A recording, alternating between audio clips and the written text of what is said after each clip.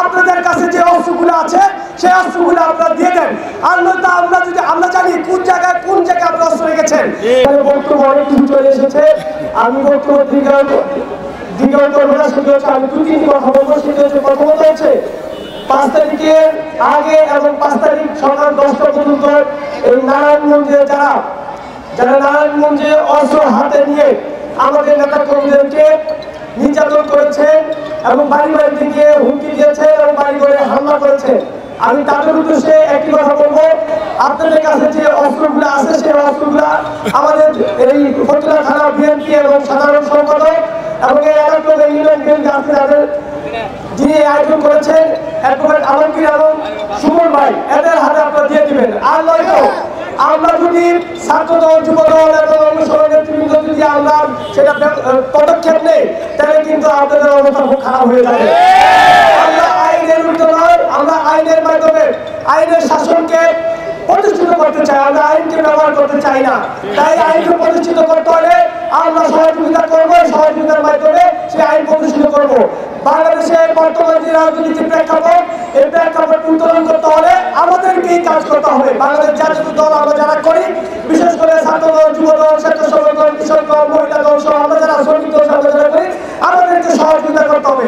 সেই সহযোগিতার মাধ্যমে আপনারা জানেন এই সামনে পুলিশ লাইন আছে, সেই পুলিশ লাইন থেকে অনেক অস্ত্র লুট হয়েছে। এই অস্ত্র লুট করেছে কারা? এই আমাদের সাথে বাংলাদেশ আওয়ামী লীগের সাথে যারা রাজনীতি করেছেন, যারা সন্ত্রাসী কর্মকাণ্ড করেছেন, কিশোর গ্যাং বানিয়েছেন, সমাজে সন্ত্রাসী কর্মকাণ্ড করার জন্য, ভূমিদস্যু এবং শিল্পাঞ্চল দখল করার জন্য যারা ক্ষমতার পুষ্টি হয়ে সন্ত্রাসী কায়দা যারা লিপ্ত হয়েছিলেন তারাই এই অস্ত্রগুলো লুট করেছেন। আমি বিরুদ্ধভাবে লুট করবো, এই অস্ত্রগুলো আপনারা দিয়ে দেন। বিশেষ করে এই মাঝদারে যারা ছাত্রলীগ করেন, যুবলীগ করেন, আমি তাদের উদ্দেশ্যে বলতে চাই, বাংলাদেশে যারা ছাত্রলীগ, যুবলীগ এবং শ্রমিক লীগ যারা করেন, আপনাদের কাছে যে অস্ত্রগুলো আছে সেই অস্ত্রগুলো আপনারা দিয়ে দেন। আর নয়তো আমরা জানি কোন জায়গায় আপনারা অস্ত্র রেখেছেন। আপনাদের সাথে যারা ছিল আমাদের কাছে সব তথ্য আমাদের কাছে দিয়ে দিয়েছে। তাই আমরা আপনাদের বাড়িতে যাওয়ার আগে আপনাদের সেই অস্ত্রগুলা এই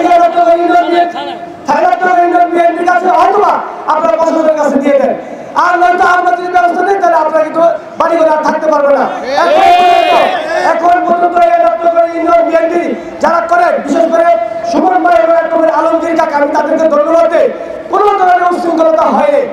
বাংলাদেশে অনেক টাকা বাড়িঘর লুট হয়েছে, ব্যবসা প্রতিষ্ঠানে তাড়া দেওয়া হয়েছে, কোনো ধরনের উশৃঙ্খলতা হয়নি। শুধুমাত্র তাদের বিচক্ষণতার ফলে অ্যাডভোকেট বাড়ি ভূঁইয়ার, সুলতান মোল্লা আঙ্কেল এবং যিনি এই ফতুল্লা থানার সভাপতি শহীদুল ইসলাম মিটু, আপনাদের নেতৃত্বে যারা আছেন, আমি মনে করি আপনার দক্ষ নেতৃত্বের ফলে আপনারা প্রতিষ্ঠিত নেতৃত্ব তৈরি করতে পেরেছেন। তাই আমি মনে করি আমরা যারা আপনাদের নেতৃত্বে রাজনীতি করছি, ইনশাআল্লাহ আমরা আপনাদেরকে সহযোগিতা করবো। যে কোনো সময়, যে কোনো মুহূর্তে আপনাদের পাশে আমাদেরকে পাবেন। কারণ হচ্ছে বাংলাদেশকে গড়তে হবে। এই বাংলাদেশকে শহীদ রাষ্ট্রপতি জিয়াউর রহমান গড়িয়েছিলেন, তারপরে শেখ মুজিবুর রহমান সেই বাংলাদেশকে একটি তলাবি রাষ্ট্র যখন করেছিলেন, সেই মুহূর্তে শহীদ রাষ্ট্রপতি জিয়াউর রহমান তলাবি রাষ্ট্র থেকে একটি এশিয়া মহাদেশে একটি সুন্দর সুশৃঙ্খল একটি দেশ হিসেবে তিনি প্রতিষ্ঠিত করেছিলেন। শিল্প ক্ষেত্রে, বাণিজ্যিক ক্ষেত্রে তিনি প্রতিষ্ঠিত করেছিলেন।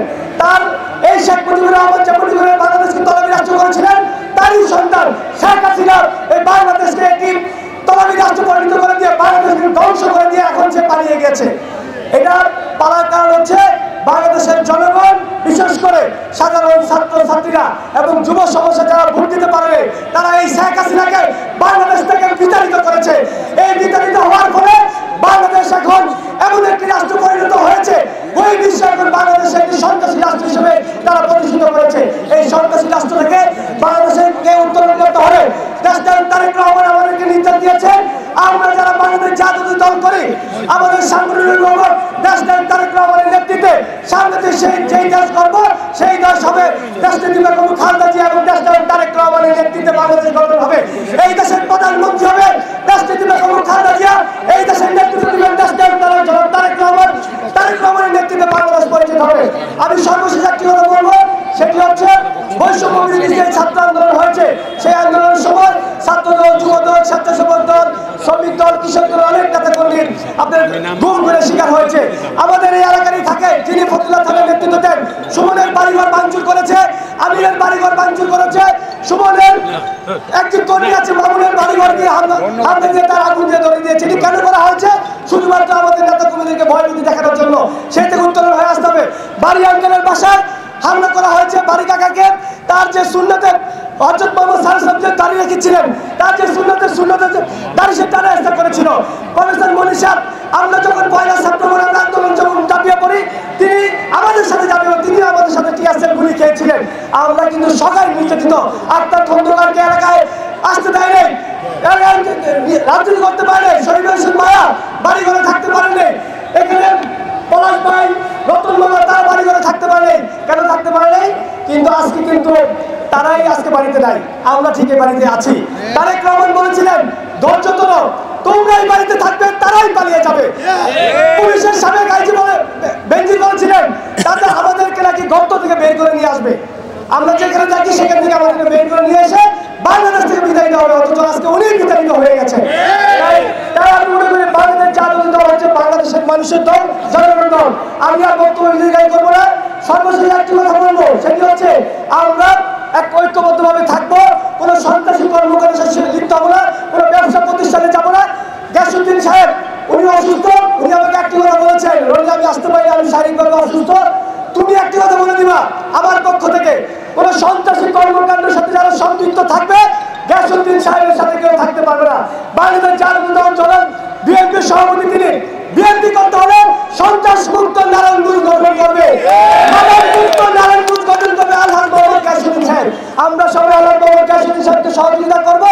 আমরা সবাই আলহাজ মোহাম্মদ গ্যাসউদ্দিন সাহেবের মাধ্যমে দেশটাই তারেক রহমানকে বাংলাদেশের মাটিতে ফিরিয়ে নিয়ে আসবো। সবাইকে ধন্যবাদ জানিয়ে আমার বক্তব্য এখানে শেষ করছি। বাংলাদেশ জিন্দাবাদ, বাংলাদেশ জাতীয় দল জিন্দাবাদ, দেশটার তারেক রহমান জিন্দাবাদ, রাষ্ট্রপতি বেগম খালেদা জিয়া জিন্দাবাদ, শহীদ রাষ্ট্রপতি জিয়াউর রহমান অমর হোক। আসসালামু আলাইকুম।